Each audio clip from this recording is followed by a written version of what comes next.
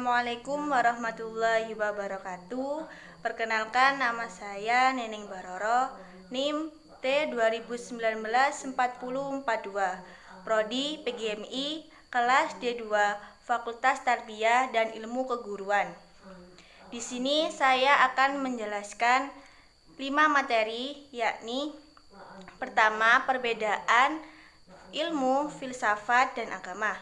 Yang kedua, relasi ilmu, agama, dan filsafat.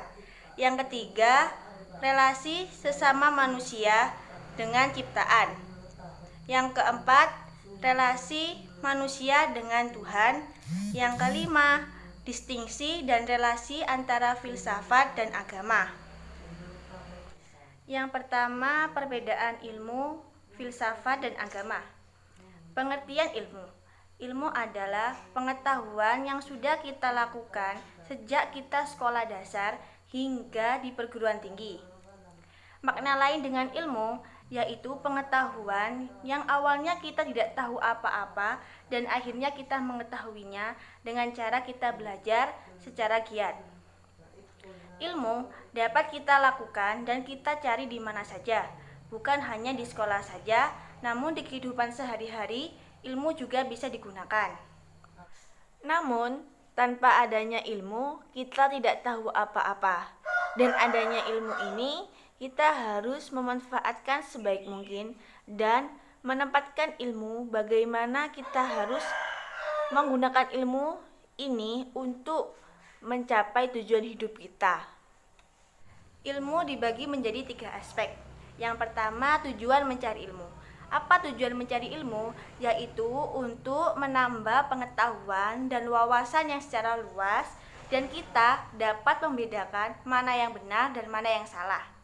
Yang kedua, yaitu kegunaan mencari ilmu. Apa kegunaan mencari ilmu? Agar kita dapat berpikir secara kritis. Yang ketiga, yaitu manfaat mencari ilmu. Apa manfaat mencari ilmu? Agar kita mendapatkan pahala. Yang kedua, dan bisa dihargai banyak orang. Yang kedua, yaitu pengertian filsafat. Filsafat berasal dari bahasa Yunani, yaitu philosophia, yang terdiri dari philo dan sophia. Philo artinya kecintaan dan luas, dan sophia yaitu kebijaksanaan. Jadi, filsafat yakni memahami secara mendalam dengan kecintaan secara bijaksana. Beberapa mempelajari filsafat yaitu dibagi menjadi 3. Yang pertama, kegunaan. Yang kedua, faedah. Yang ketiga adalah tujuan. Yang pertama, kegunaan mempelajari filsafat yaitu ketika kita mempunyai masalah yang sulit dan kita dapat menyelesaikannya secara logis dan sistematis. Yang kedua, faedah. Apa faedah mempelajari filsafat ini? Yakni agar kita dapat berpikir secara kritis dan sistematis. Yang ketiga yaitu tujuan mempelajari ilmu filsafat. Apa tujuan mempelajari filsafat? Yakni mencari kebenaran yang sebenar-benarnya secara runtut dan sistematis. Dan selanjutnya yaitu beberapa metode yang mempelajari ilmu filsafat, yaitu ada 3 metode. Yang pertama, metode sistematis. Apa sih metode sistematis ini? Yakni metode yang menggunakan akal pikiran yang secara runtut dan urut. Yang kedua, yaitu metode historis. Apa sih metode historis ini? Yakni metode yang masa lampau, yaitu mempelajari atau mendalami sejarah-sejarah masa lampau. Yang ketiga yaitu metode pengetahuan. Apa sih metode pengetahuan ini? Yakni metode yang seharusnya kita harus mencari wawasan dan pengetahuan yang seluas-luasnya. Misal, kita sering membaca buku. Lah, di situ kita akan mengetahui wawasan dan pengetahuan yang seluas-luasnya. Ciri-ciri filsafat yaitu ada 3: menyeluruh, mendasar, dan spekulatif. Yang pertama, menyeluruh. Maksud menyeluruh ini yaitu pemikiran yang seluas-luasnya tanpa ada batasan dan tidak hanya melihat sudut pandangnya saja.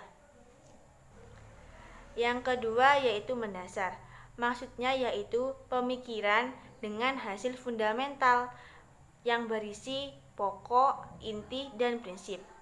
Bukan hanya berhenti di situ saja, namun sampai mendalam.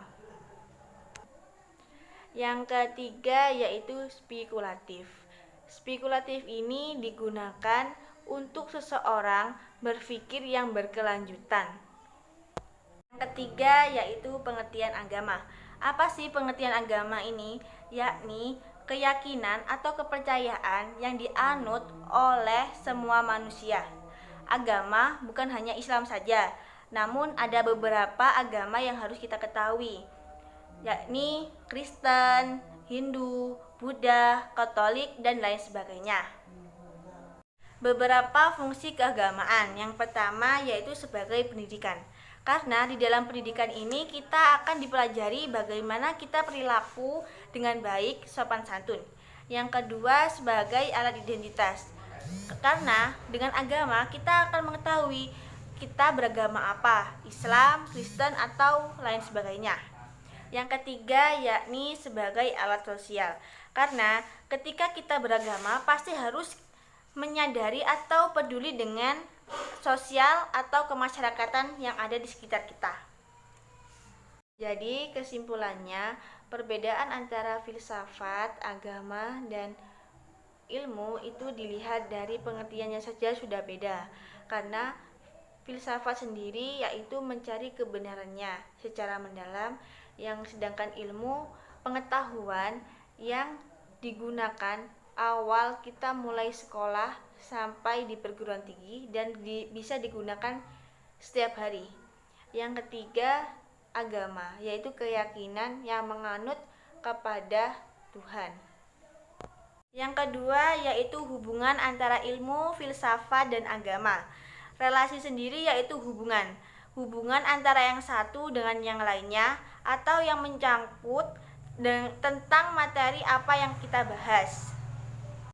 Sebenarnya hubungan antara ilmu, filsafat, dan agama ini diperumpamakan dengan manusia. Kenapa kok manusia?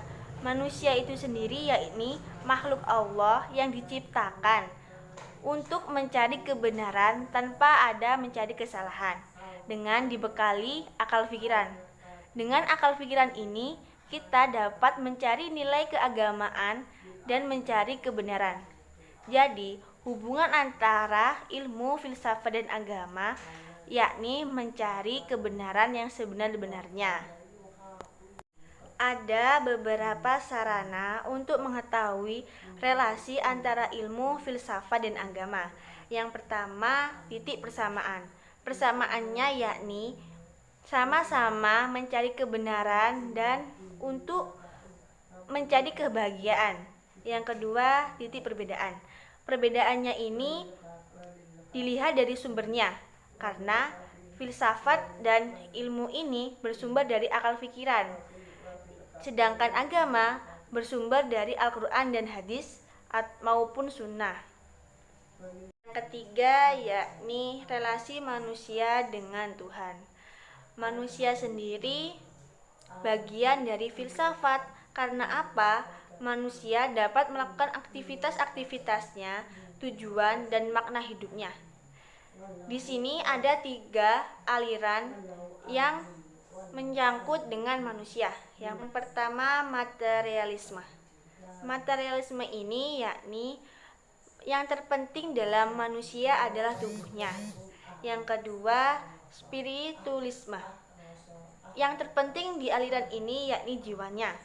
Yang ketiga, dualisme. Yang terpenting di dalam manusia ini yakni tubuh dan jiwa, karena dua-duanya saling penting dan saling berhubungan. Yang selanjutnya yaitu pengertian Tuhan. Tuhan yaitu sesembahan manusia yang diyakini sesuai dengan agamanya. Menurut Islam, Tuhan yaitu Maha Esa, karena Tuhan menciptakan semua alam semesta ini dan manusia. Kenapa Tuhan menciptakan manusia? Karena untuk mengabdi dan menyembah dirinya. Tuhan menciptakan manusia ada kelebihan dan kekurangannya. Oleh sebab itu, sudah fitrahnya manusia untuk mengabdi dan menyembah dirinya kepada Tuhan. Jadi, hubungan atau relasi antara manusia dengan Tuhan itu sangat berhubungan sekali. Karena manusia sendiri mempunyai keterbatasan-keterbatasan, dan manusia juga membutuhkan pengaduan, yakni Allah. Dengan pengaduan ini, maka hati manusia terasa tentram dan nyaman. Beberapa hubungan manusia dengan Tuhan tuh ada dua. Yang pertama, hubungan manusia dengan Tuhan, yakni pemberian akal, daya fikir. Dengan adanya daya fikir dan akal ini, manusia dapat menjalankan ibadah dan mengabdi kepada Allah. Yang kedua, manusia dengan Tuhan yang bersifatnya uluhiyah. Sifat uluhiyah ini sifat yang membahas tentang ibadah dengan cara kita mendekatkan diri kepada Allah dalam melakukan hal baik seperti khauf, yaitu takut, roja, mahabbah, kecintaan, dan meminta pertolongan kepada Allah. Yang keempat yaitu relasi manusia dengan sesama ciptaan. Manusia sudah diciptakan sebagai makhluk sosial, yakni makhluk yang saling membutuhkan orang lain. Jadi, kita sebagai makhluk harus selalu peduli dengan satu yang lainnya. Dan kita harus saling mencintai, karena pada hakikatnya cinta yaitu dinamis yang aktif. Maksudnya, kita harus membahagiakan orang yang kita cintai. Berbeda dengan egois. Egois ini yaitu sikap yang tidak baik, yakni hanya memperdulikan diri kita sendiri tanpa melihat keadaan orang lain. Jadi, hubungan manusia dengan sesama ciptaan yaitu diumpamakan dengan komunikasi pribadi dan orang lain. Karena yang terpenting dalam komunikasi ini yakni kepercayaan dan hubungan kita semakin erat. Dan di sini kita dapat menempatkan hakikat manusia kita secara profesional. Jadi, dengan adanya hubungan manusia dengan sesama ciptaan ini saling menguntungkan dan juga menimbulkan manfaat. Manfaatnya yaitu kita menegakkan kesederajatan.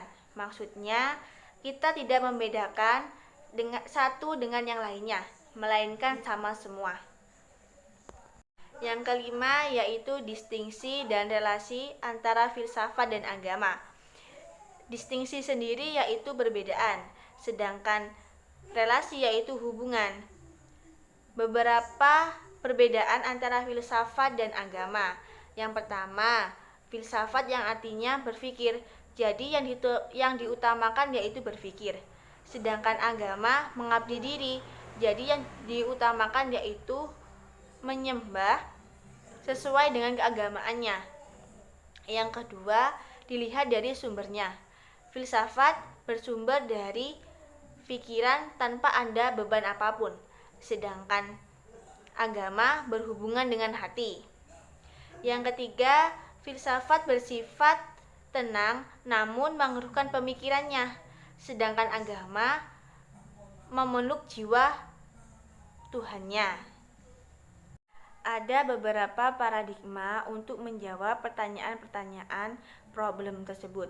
Yang pertama, paradigma parsialistik. Paradigma parsialistik ini yaitu metode pertama yang digunakan bahwa filsafat dan agama cukup beda dengan yang lainnya dalam menanggapi kebenaran. Yang kedua yaitu paradigma integralistik.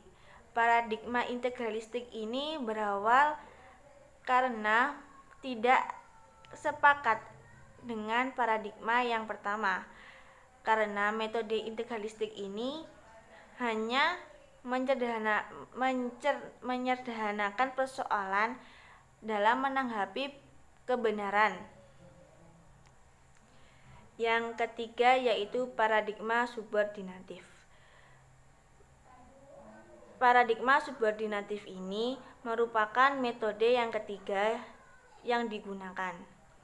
Karena metode ini sangat lebih mendekat dengan agama yang mendalam dan lebih mendekat dengan sang penciptanya.